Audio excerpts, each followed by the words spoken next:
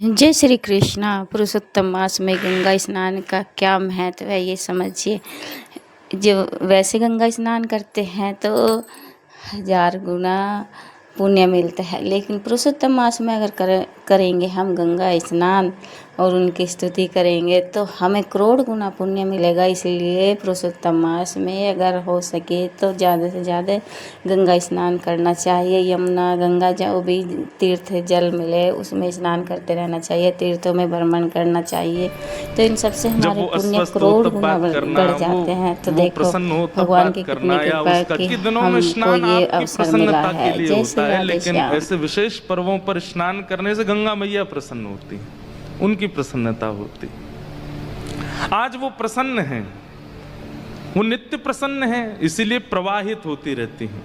अप्रसन्न व्यक्ति स्थिर होता है और प्रसन्न व्यक्ति प्रवाहित रहता है। श्री गंगा मैया सदा प्रवाहित हैं, इसलिए ये द्योतक है इस बात का कि वो प्रसन्न है। जो व्यक्ति अप्रसन्न होता है वो स्थिर हो जाता है, एक ही टेंशन में, एक ही चिंता में, एक ही अवस्था में अटक जाता है। लेकिन प्रवाहित व्यक्ति आज कुछ अगर बिगड़ा है तो उसको चिंतन नहीं करता, आगे बढ़ता है। ये गंगा का स्वरूप है।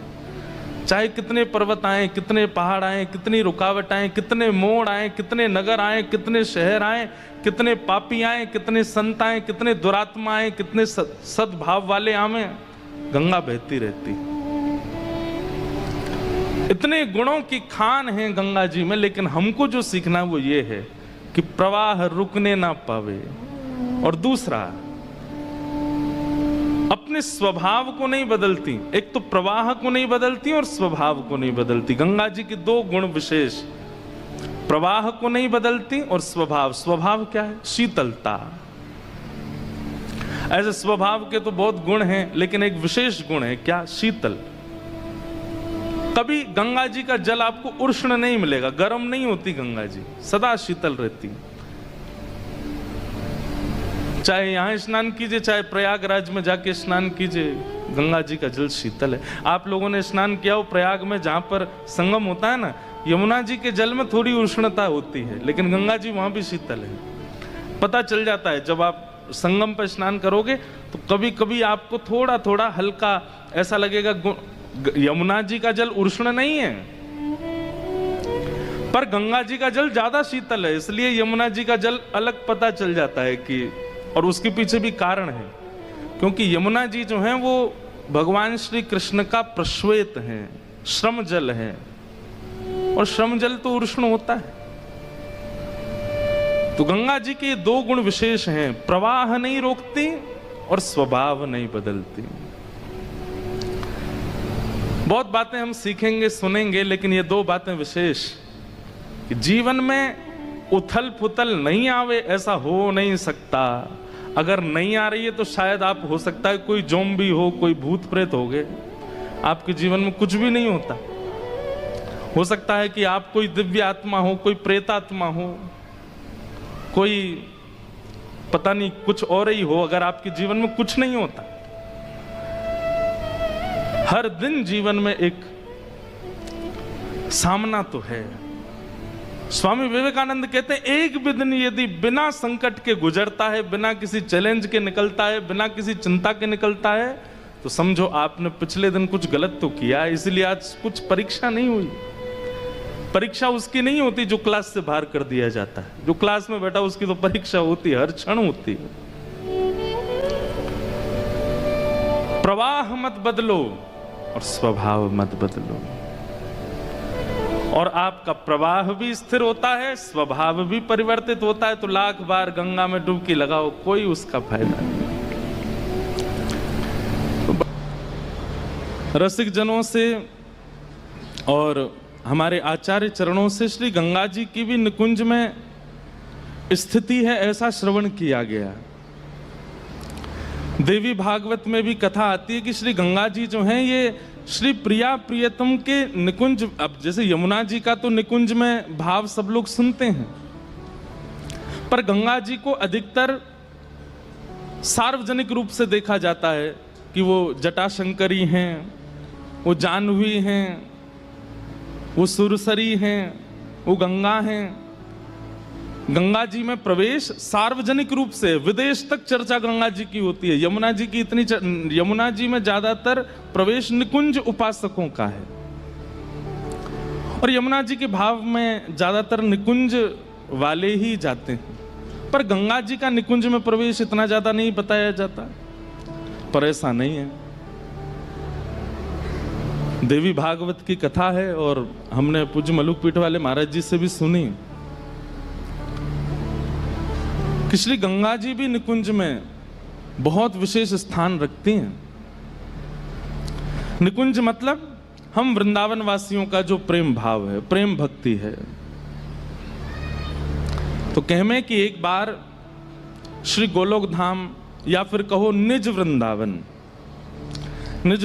में शरद पूर्णिमा की चंद्रमा और रास बिहार, वो तो नित्य रास होता है वृंदावन में, तो नित्य पूर्णिमा है। भगवान पिता रात्रि शरदोत्फुल्ल मल्लिका, वहां पर श्री शुकाचार्य जी ने ही ये भाव प्रस्तुत कर दिया कि एक रात्रि तक रास नहीं हुआ, अनेक रात्रियों तक रास हुआ। वो अनेक रात्रि वो अभी तक चली रही हैं, हर रात्रि में रास होता है वृंदावन में। बहुत ध्यान से सुनिएगा। तो रास बिहार हुआ, और रास बिहार का दर्शन करने के लिए, रास में प्रवेश सबको नहीं है, पर दर्शन करने के लिए देवता आते हैं, और फिर रास भूमि से बाहर खड़े खड़े ही नृत्य करते हैं। ब्रह्मा जी, ब्रह्माणी, इंद्र, इंद्राणी, चंद्र, सूर्य, वरुण, ये सब आते हैं, पर रास में अंदर नहीं आते, बाहर ही से बस देखते रहते हैं। हमारे स्वयं दाऊ दादा, यहाँ गिरिराज जी में एक स्थान है लुक लुक दाऊ जी, थोड़ो ने आगे जाओगे तो वहां एक स्थान है लुक लुक दाऊ जी। वहां को ऐसा भाव है कि रास बिहार ठाकुर जी कर रहे हैं वृंदावन में, और श्री दाऊ जी कहाँ हैं? बोले यहाँ गिरिराज जी में ओट में बैठ करके देख रहे हैं रास को, यहीं से दर्शन कर रहे हैं। बोले जा क्यों नहीं रहे रास में? बोले अरे श्री जी हैं, किशोरी जी हैं, अब नाते से तो हमारी बहू लगेंगी, अब हम जेठ हैं, हम चले गए तो फिर घूंघट कर लेंगी, संकोच होएगो ब्रज के भाव में। तो यहाँ हमारे श्री दाऊ दादा यहीं बैठे हैं। गिरिराज जी में भीतर वाली परिक्रमा लगाओगे तो मिलेंगे लुक लुक दाऊ जी। तो रास में सबका प्रवेश नहीं है, पर दर्शन करने सब आते हैं। और जब रास का विश्राम होता है तब ठाकुर जी सबसे मिलते भी हैं, और भैया इंद्र ठीक चल लो, तेरो काम धंधो सब बढ़िया, मिले सब बनते। तो आज सब देवी देवता बोले कि हम ठाकुर जी को कुछ प्रस्तुत करेंगे, और सब अपनी अपनी तैयारी करके आए। कोई नृत्य तैयार करके आयो, कोई गायन तैयार करके आयो, कोई वादन तैयार करके आयो।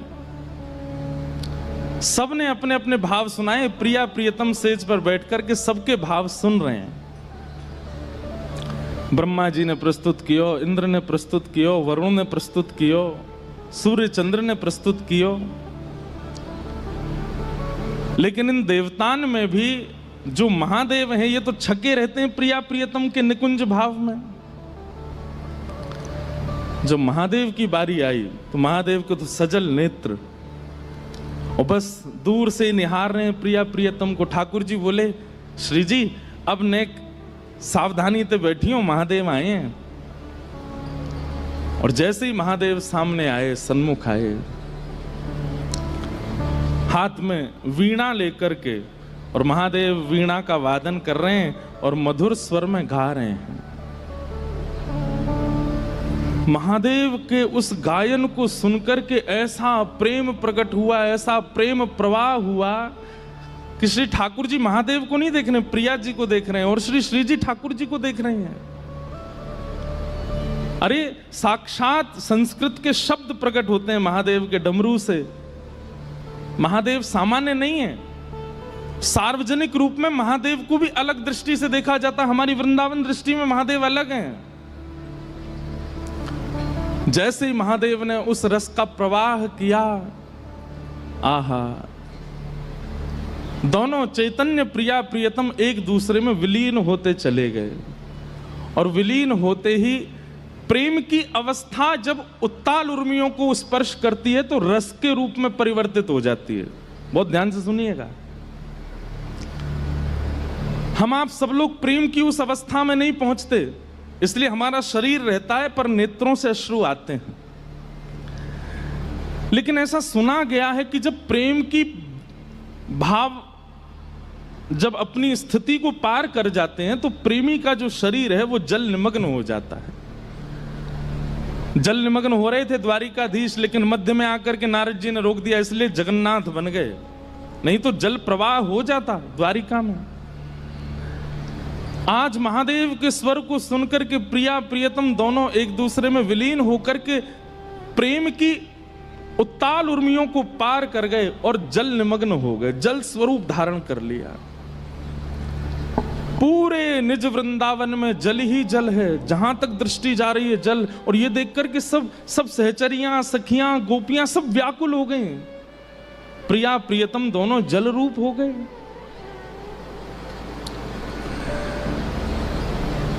और महादेव अपना गायन कर, कौन रोके उनको जाकर के?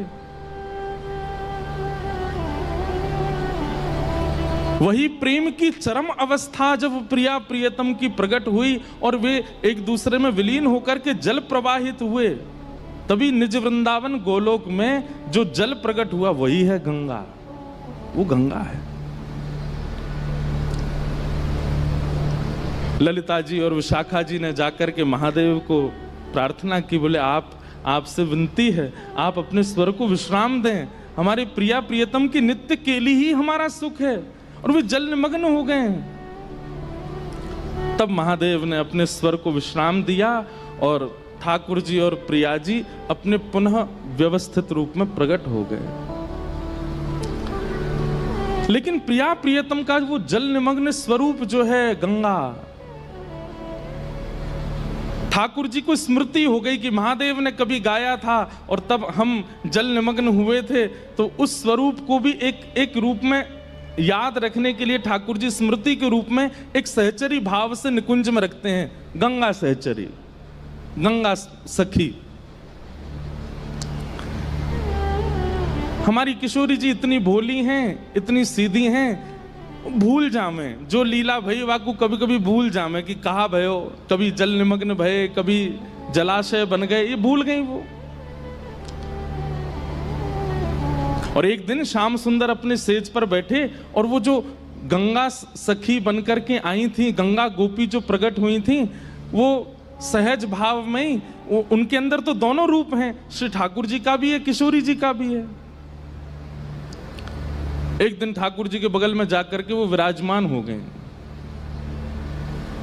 और इस भाव को जब किशोरी जी ने देखा तो किशोरी जी के मन में तनिक सी एक भाव आए ठाकुर जी के प्रति, और ठाकुर जी से कहने लगी, ये कौन है आपके बगल में बैठी है? ठाकुर जी बोले, श्री जी आप बड़ी भोरी हो, भूल गई?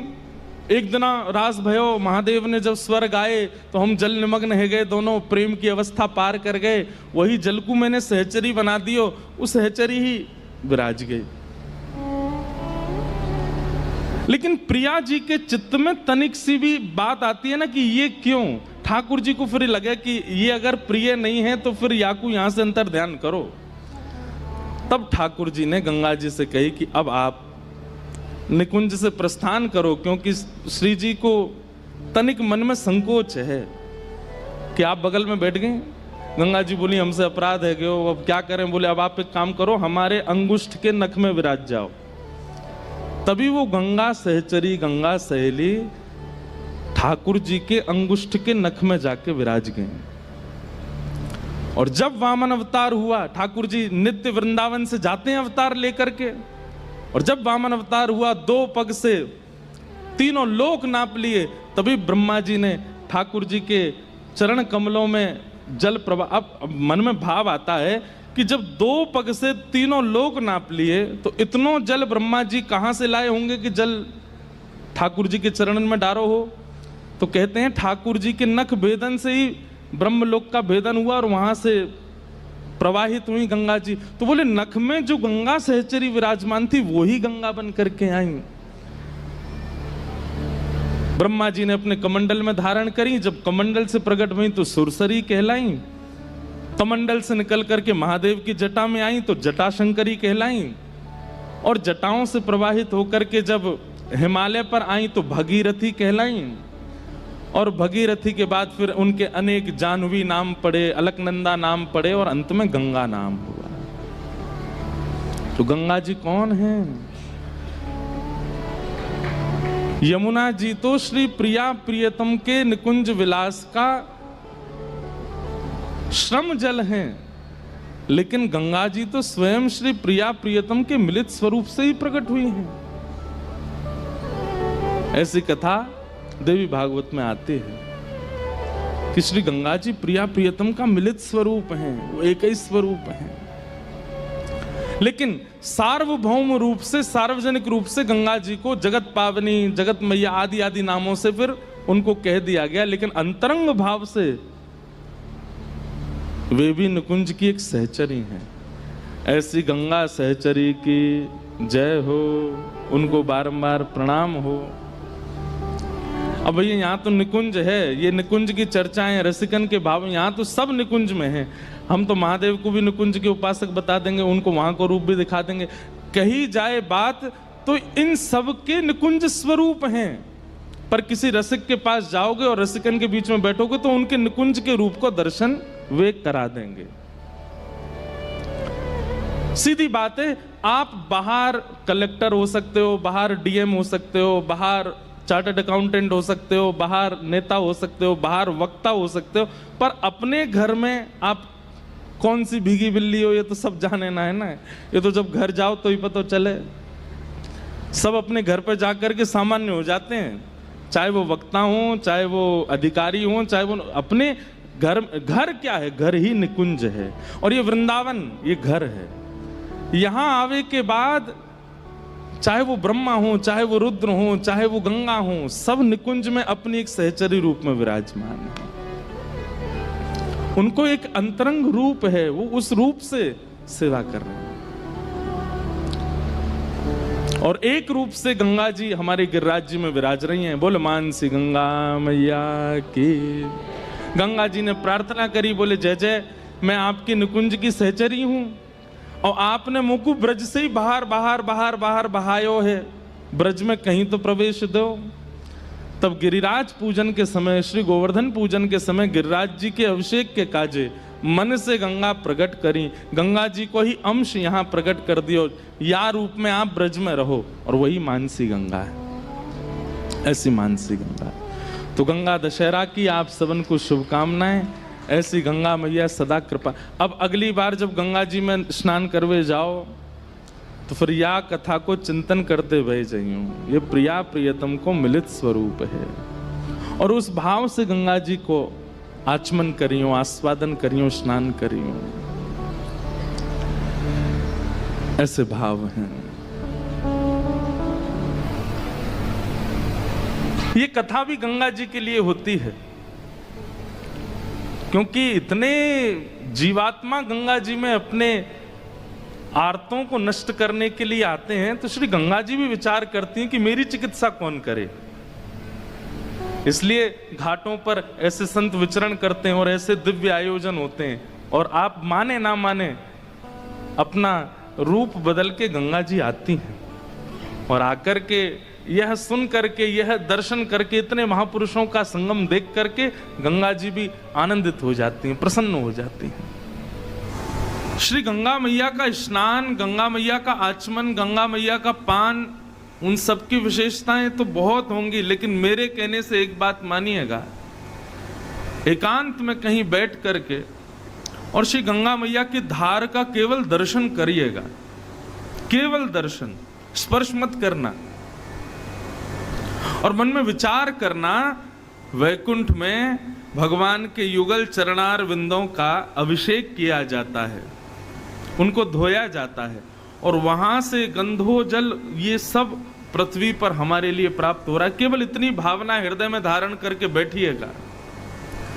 आपके अनंत विषाद, आपके अनंत प्रश्न, आपकी अनंत पीड़ाओं का निवारण गंगा मैया केवल देखने मात्र से कर देंगी, ये मेरा विश्वास है। शास्त्राज्ञा कहते हैं गंगा तब दर्शनात् मुक्ति। केवल दर्शन, स्नान पान आचमन बहुत दूर की बात है। या फिर ऐसा कह दूं तो कोई अतिशयोक्ति नहीं, जिसको दर्शन में लाभ नहीं मिला, जिसको दर्शन में सुख नहीं मिला, वो स्नान करता है, वो आचमन कर रहा है। जिसने दर्शन में ही पा लिया उसको और किसी की आवश्यकता नहीं पड़ेगी। इसका मतलब ये नहीं कि मैं नहाने का विरोध कर रहा हूं कि नहाओ मत, खूब नहाओ, खूब स्नान करो, परंतु दर्शन के भाव से अपने चित्त को स्नान पहले कराओ। और एक बात कहें, गंगा जी बनारस में भी हैं, गंगा जी कलकत्ता में भी हैं, गंगा जी कानपुर में भी हैं, गंगा जी और भी कई स्थानों पर हैं। सब जगह पर आप गंगा जी का दर्शन करोगे, शायद उतना भाव आपके हृदय में उपस्थित ना हो पाए जितना उपस्थित ऋषिकेश में हो जाएगा। योग नगरी है। गंगा जी को चित्र में कैप्चर मत करो, चरित्र में कैप्चर करो, अपने चरित्र में लाओ। कई लोगों को देखते हैं महाराज, आजकल श्रद्धा सेल्फी में उमड़ती है लोगों की।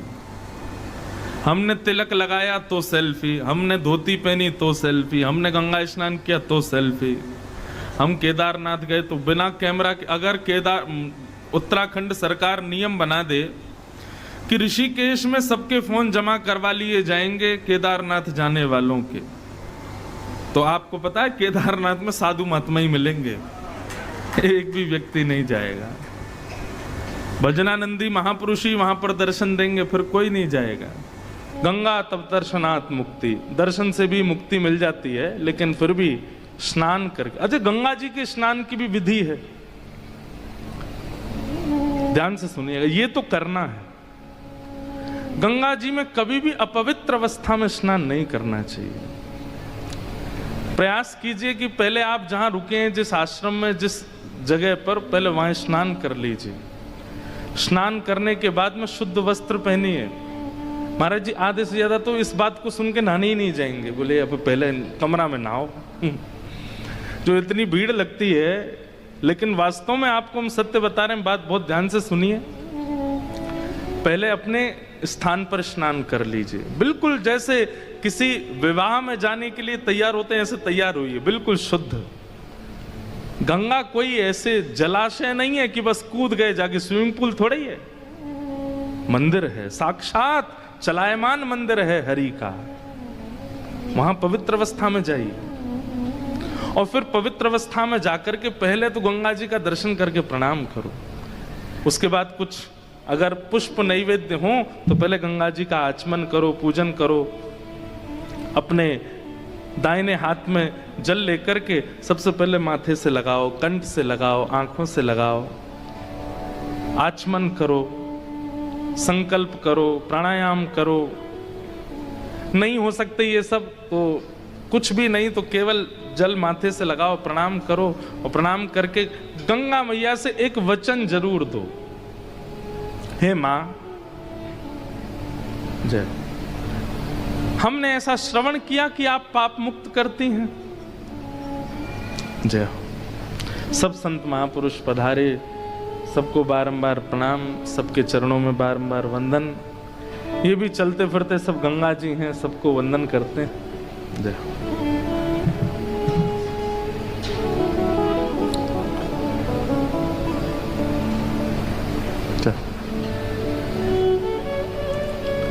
तो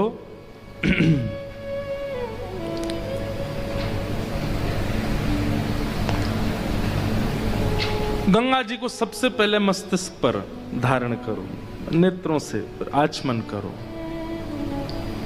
प्राणायाम करो, संकल्प करो। संकल्प का मतलब क्या होता है? हे मां, हमने सुना है कि आप पाप निवृत्त करती हैं, हमने सुना है कि आप व्यक्ति के जीवन को पवित्र करती हैं। हम निवेदन करना चाहते हैं कि हे गंगा मैया, हमारे अंदर बहुत अवगुण हैं, सद्गुणों की तो कोई ऐसी जगह नहीं है हमारे अंदर, पर अवगुण बहुत हैं। लेकिन ये अवगुण एक मेरे अंदर ऐसा है जिस अवगुण से बहुत लोगों को मैंने खो दिया, बहुत लोग मेरे जीवन से चले गए, और मुझे स्वयं भी पीड़ा होती है कि ये अवगुण मेरे अंदर क्यों है। मैं इस अवगुण का नाश करना चाहता हूं, हे गंगा मैया आप कृपा करो, मेरा ये अवगुण समाप्त हो। चाहे वो क्रोध का है, चाहे वो काम का है, चाहे वो लोभ का है, चाहे वो ईर्ष्या का है, चाहे वो द्वेष का है, चाहे वो कुछ बहुत अभद्र खाने का है, पीने का है, अशुद्ध वचन बोलने का है, ये जो भी अवगुण है, उस अवगुण की शिकायत कीजिए गंगा मैया से, उसका संकल्प लीजिए, आप इस अवगुण को नष्ट कर दीजिए। मैं वचन देता हूं कि पुनः ये अवगुण मेरे अंदर ना उत्पन्न हो, इसकी मैं पूरी सावधानी रखूंगा। और ऐसा कह के अपने वस्त्र, कुछ वस्त्र तो होने चाहिए शरीर पर, और वस्त्र उतार के फिर गंगा जी में प्रविष्ट हो जाओ। गंगा जी में शरीर को मलना नहीं चाहिए। गंगा जी में किसी भी प्रकार की किसी वस्तु से अपने शरीर को, साबुन लगा रहे हैं, शैम्पू लगा रहे हैं, इससे तो पाप और होता है। गंगा जी में स्नान करो और साक्षात, अब बंधुओं देखो कितनी अच्छी बात, ये विचार करके नहीं कि ये नदी है, ये विचार करके नहीं कि ये जलाशय है, ये विचार करके कि साक्षात संचिंतयेत भगवतस् चरणारविंदम, श्री राधा रमण लाल जी के परम कोमल चरणों का स्पर्श करके ये पावन शीतल जल आ रहा है। कैसे ठाकुर जी के नख हैं, कैसे ठाकुर जी के अंगुष्ठ हैं, कैसे चरण हैं, उनका स्पर्श करते हुए जलाशय आ रहा है। ये भावना चित्त में धारण करके फिर उसमें गोते लगाओ। कितना पवित्र स्नान है गंगा जी का, कितनी पवित्रता से स्नान होता है गंगा जी का, लेकिन हम कैसे करते हैं? तीसरी सीढ़ी पर चढ़ गए, हट जाओ सबरे, कूदूंगा मैं। हम लोग उसको जलाशय और स्विमिंग पूल बना देते हैं। इसीलिए तो इतने लोग स्नान करते हैं गंगा जी में, फिर भी मानसिकता नहीं बदलती, फिर भी उनका व्यवहार नहीं बदलता, फिर भी उनका स्वभाव नहीं बदलता। अरे गंगा जी ने क्या नहीं दिया? आज रामचरितमानस पूरे विश्व को गंगा जी की भेंट है। इन्हीं के तट पर बैठ करके गोस्वामी तुलसीदास जी महाराज रचना करते हैं। यमुना जी के तट पर बैठ करके गोस्वामी जी चिंतन करते हैं। श्रीमद वल्लभाचार्य जी महाराज इन्हीं तट पर बैठ करके भगवान का दर्शन करते हैं। चैतन्य महाप्रभु बार बार काशी में जाकर के गंगा तट पर बैठ करके हरिस्मरण करते हैं। जहां जहां गंगा जा रही हैं, वहां वहां पीछे पीछे मानो जैसे महादेव चल रहे हों, और ऐसी गंगा जी हमारे जीवन को परिवर्तित नहीं कर पा रही। इसमें दोष हमारा है, क्योंकि स्नान की विधि नहीं पता हमें। गंगा जी में स्नान करो, बस होड़ एक चीज याद रहती है सब लोगों को कि घर के कितने लोगों की डुबकी लगानी है। माता जी की, पिताजी की, दादी की, दादा की, जो नहा के बाहर निकल, ऐसा मामा की भी लगा ले, मामी की, मामा की, बच्चों की, उनकी कंपटीशन चल रहा है, कौन ज्यादा डुबकी लगाएगा, कौन अरे ये सब नहीं। ठीक है, थोड़ा किलोल तो स्वाभाविक है, हम मानव हैं, ऊधम तो हमारे छूटते नहीं, थोड़ा तो होता ही है। लेकिन पहले नियम का पालन कर लीजिए, पहले विधि का पालन कर लीजिए, उसके बाद थोड़ी देर गंगा जी मैया हैं, गोद में थोड़ा खेल लीजिए, लेकिन पहले नियम विधि का पालन कर लो। अपने इष्टों को प्रणाम, अपने गुरु को प्रणाम, अपने गुरु मंत्र का जाप गंगा जी में बैठ के करो। शुद्ध सबसे बड़ी बात, तन पवित्र की भावना नहीं रखनी है, स्वभाव परिवर्तन की भावना से गंगा स्नान होना चाहिए। मछली तो जन्म ही गंगा में लेती है, उसका पूरा जीवन गंगा में निकल जाता है, लेकिन वो गंगा तत्व को नहीं जान पाती, इसीलिए मछली ही रह जाती है। और प्राण त्यागने के बाद भी शायद सदगति, ऐसा नहीं कहेंगे कि अधोगति होती है, सदगति तो होती होगी, पर भगवत दर्शन संभवतः नहीं हो पाता होगा। गंगा जी से बाहर आओ, फिर जो वस्त्र गंगा जी में पहन के स्नान किए उनको ना गंगा घाट पर निचोड़ना है, ना धोना है, कुछ नहीं। और उसके बाद जो तौलिया आदि जो भी है, वो गंगा जी में थोड़ी सी उसको, जो पवित्र है, जिसका भी उपयोग नहीं किया गया, उसको गंगा जी में ही धो करके उससे तन को थोड़ा पोंछ लीजिए, सूखे वस्त्र से नहीं। और फिर नवीन वस्त्र धारण करके अपना उर्धपुंड लगा करके उसके बाद गुरु मंत्र का जाप कीजिए। जिस नाम में आपकी निष्ठा है वो नाम का जाप कीजिए। और जगह तो नेत्र बंद करके कीजिए, लेकिन गंगा जी के घाट पर नेत्र खोल करके कीजिए। गंगा जी का दर्शन करते हुए नाम जप कीजिए, गुरु मंत्र का जप कीजिए। बस विचलित ना हो, इधर देखें इधर नहीं, गंगा जी को अखंड देखते रहिए। आप फिर हमको याद करेंगे। जो परिवर्तन का अनुभव अपने स्वभाव में, बुद्धि में, विचार में आप करेंगे, अद्भुत है। ऐसी गंगा जी, उनमें स्नान करो और सच्चिदानंद रूपाय। 3 रूप बताए गए भगवान के, सत्य, चैतन्य और आनंद। अब अनेक बार इस श्लोक की व्याख्या ठाकुर जी के रूप पर की है, पर सत्य, चैतन्य और आनंद ये तीनों रूप गंगा जी के हैं। सबसे पहला सत्य, गंगा जी सत्य हैं। इसलिए असद व्यक्ति का भी संस्कार किया जाता है तो भी गंगा जी उसको सत्य की प्राप्ति करा देती हैं। सब लोग इधर देखो, सावधानी से सुनिए बिल्कुल कथा। गंगा जी सत्य स्वरूप हैं। अब व्यवहार में ऐसा होता है कई बार कि मित्र आपस में कहते हैं, ये जो तू बात कह रहा, हाथ में गंगा जल लेकर के कह दे। गंगा जल लेने में घबरा जाता है, गंगा जी नहीं लूंगा, मैं कह रहा हूं कि मैं कल से ऐसा नहीं खाऊंगा, कल से ऐसा नहीं पीऊंगा। नहीं, गंगा जल लेके कह हाथ में। गंगा जल लेने में क्यों इतनी हालत खराब होती है? क्योंकि वो सत्य स्वरूप हैं। उसे वो कहीं ना कहीं नास्तिक व्यक्ति भी इस बात को जानता है कि गंगा जल हाथ में लेकर के मैंने कोई संकल्प किया और उसकी पूर्ति अगर नहीं की तो मेरे को अधोगति का सामना करना पड़ेगा। गंगा जी सत्य स्वरूप हैं, सत्य हैं।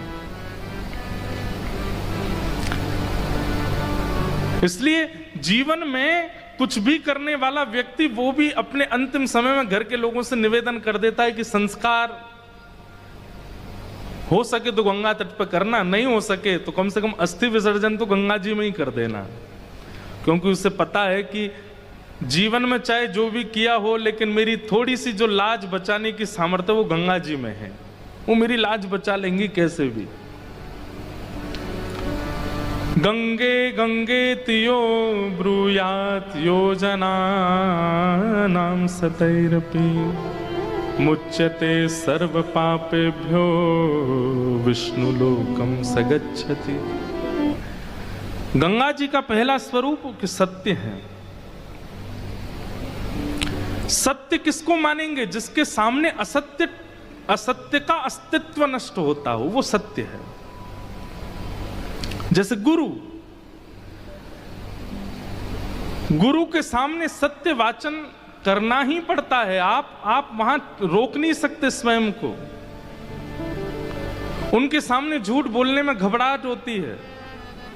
ऐसे ही गंगा है। गंगा के तट पर भी एक बात मेरी बहुत ध्यान से सुनिएगा, जो गुरु के सामने भी असत्य बोलने में झिझकता नहीं है, जो दैव के सामने भी असत्य बोलने में व्याकुल नहीं होता, जो गंगा जी का जल हाथ में लेके बाद भी सत्य बोल देता है, वो राक्षस ही होगा। क्योंकि राक्षसत्व ही है कि राम सामने खड़े हैं और फिर भी रावण का रावणत्व जीवित है। कई बार घटनाएं सुनने में आती हैं कि आजकल के युवा लोग गंगा जी के तट पर पार्टी करते हैं, कुछ भी खा लेते हैं, पीते हैं, पड़े रहते हैं गंगा जी में। ये रावणत्व नहीं है तो क्या है? ऐसी पवित्र गंगा जी के तट पर भी आप स्वयं को नहीं संभाल रहे हो। गंगा जी सत्य है। दूसरा, श्री गंगा चैतन्य है। वो जल नहीं है। जल भी कहीं ना कहीं जड़त्व में आ जाता है, लेकिन श्री गंगा चैतन्य है। हमने तो अपने जीवन में बहुत अनुभव किए हैं।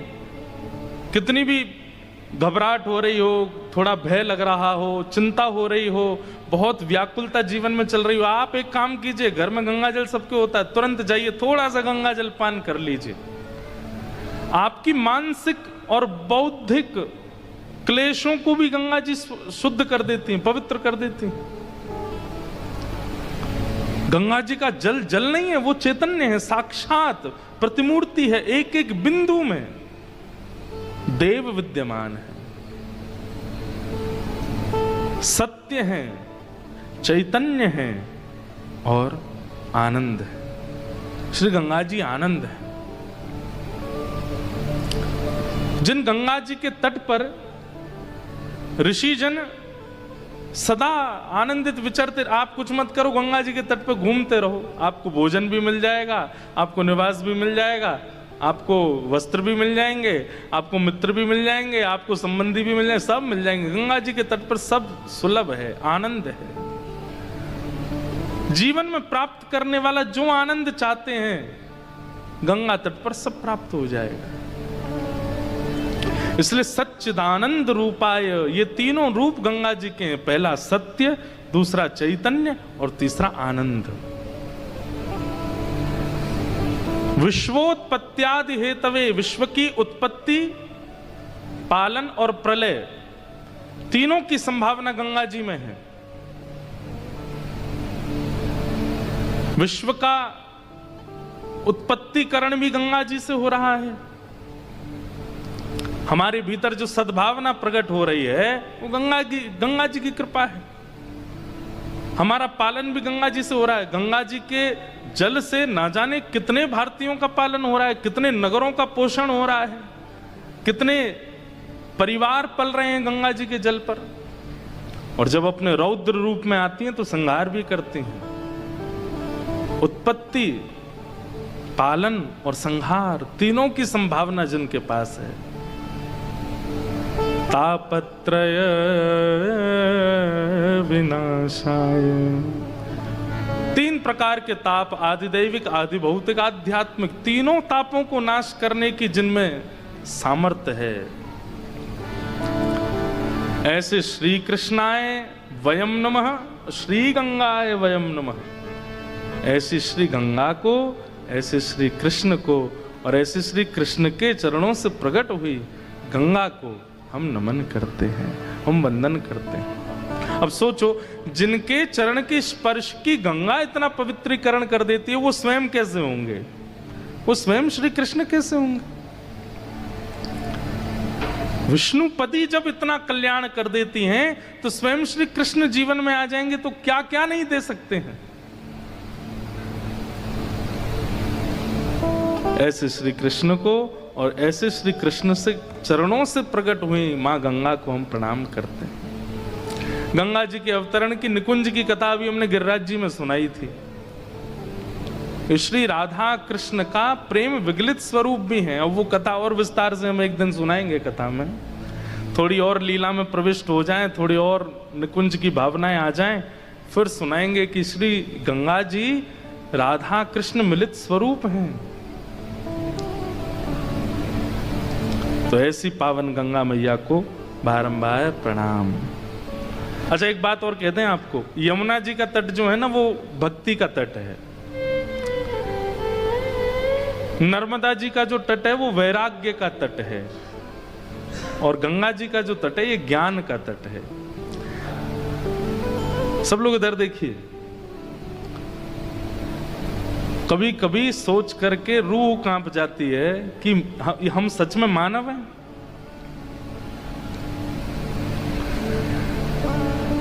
बचपन, अभी 26, 27, 28 वर्ष तो हमको हो गए, आप लोगों में से कई 40 वर्ष के, 50 वर्ष के बैठे हैं। क्या क्या नहीं देख लिया हमने, कैसी कैसी विचारधारा वाले लोग रहते हैं इस संसार में। हमने नरभक्षी जीव को भी देखा, जो बालकों को मार के खा जाते हैं, ऐसे व्यक्ति की भी हमने रिपोर्ट देखी है न्यूज पर। हमने ऐसे लोगों को भी देखा है जो जीवों को मार करके उनके अंदर के पार्टों को बेच देते हैं, उनके बारे में भी खबर आती है। चलो, ये तो बहुत पहले की घटनाएं थी। अब विवाह करने के बाद पति पत्नी को मार देती है, पत्नी पति को मार देता है। माता अपने प्रेमी के साथ भाग गई और जाते जाते क्या कर गई, अपने 2 बालकों को जहर दे गई। ये कैसे हो सकता है? ये कलयुग नहीं है तो क्या है? आप हम सब लोग आपसी द्वंद्व में चल रहे हैं, आपसी युद्धों में चल रहे हैं कि उन्होंने कथा में यूं कह दिया, उन्होंने कथा में ऐसे कर दिया, वो महाराज जी तो यूं कर रहे थे, उनके तो यूं चल रहा था। और संसार में कलयुग अपने चरण पसार रहा है। भक्तमाल जी में बार बार नाभाजी कहते हैं कि वैष्णव अपराध मत करो, वैष्णव अपराध मत करो। सबसे बड़ा अपराध एक ही है, क्या? उर्दपुंड जिसके माथे पर लगा है, गले में कंठी माला है, जिसके मुख पर भगवान नाम है, उसका अपमान मत करो। पर हम लोग पीछे नहीं हटते और संसार में कलिकाल बढ़ता ही जा रहा है। जीव असुरत्व को प्राप्त हो रहे हैं। अरे कई बार तो रावण कंस भी कहते होंगे ये तो हमने भी नहीं किया जो ये कलयुग के जीव कर रहे हैं।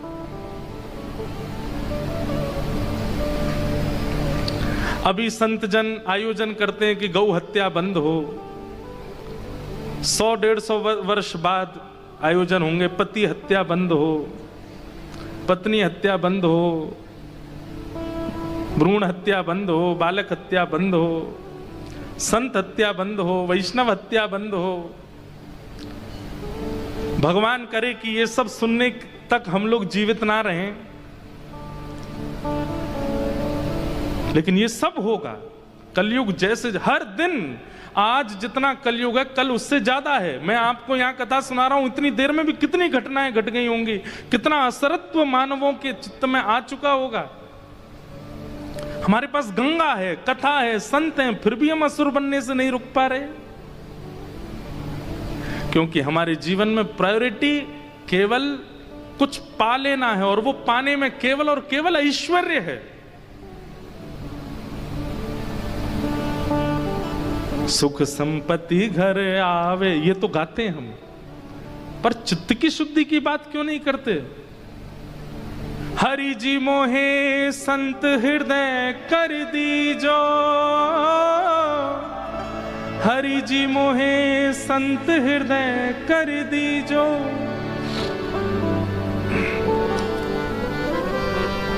छल बल निंदा कपट भाव सो दूर मोहे रख दीजो, हरि जी मोहे संत हृदय कर दीजो। हमने कभी आंतरिक भावना के परिवर्तन की याचना ही नहीं की है, इसलिए आसरत्व आता जा रहा है। क्या नहीं था रावण के पास? आज का मानव अपनी इच्छाओं को एक पन्ने पर लिख दे तो वो सारी इच्छाएं जो एक मानव चाहता है, जो एक संसारी व्यक्ति चाहता है, वो सब था रावण के पास। तो इसका मतलब क्या है कि आपकी जो इच्छाएं हैं ये पूर्ति हो जाए तो आप में और रावण में कोई अंतर नहीं है। रावण के पास केवल एक वस्तु की कमी है और वो है राम, बाकी सब है। राम नहीं थे, भजन नहीं था, भक्ति नहीं थी जीवन में,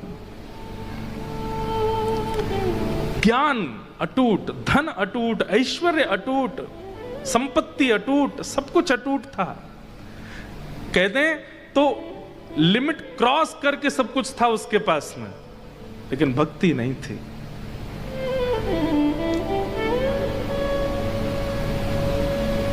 और आज तक फल भोग रहा है। हर दशहरा पे बेचारे को जलाया जाता है। दशहरा मैदान पर इतना बड़ा पुतला बना करके जलाते हैं।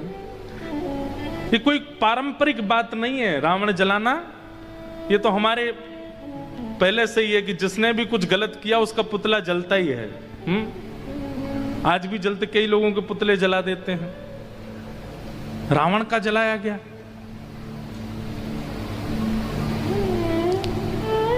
लेकिन रावण जो जो पा चुका था वही तो हम भी पाना चाहते हैं, तो फिर रावण का पुतला क्यों जला रहे हैं?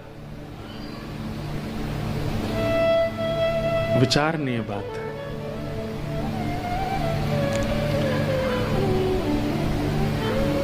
कल्याण धनवान होना नहीं, कल्याण ऐश्वर्यवान होना नहीं, कल्याण संपत्तिवान होना नहीं, कल्याण तो कृष्ण प्राप्ति। अभी जब तक प्राण जीवित हैं तब तक ही सब कुछ है, तब तक ही कर लो। मुक्त भगवान से मिलना, भक्तों से मिलना, वैष्णवों से मिलना, तीर्थ यात्रा करनी, वैष्णव संग करना, अपने आप को सुधार, ये सब जीवित अवस्था में ही करो। मृत्यु के बाद के लिए क्यों छोड़ रखी हैं चीजें?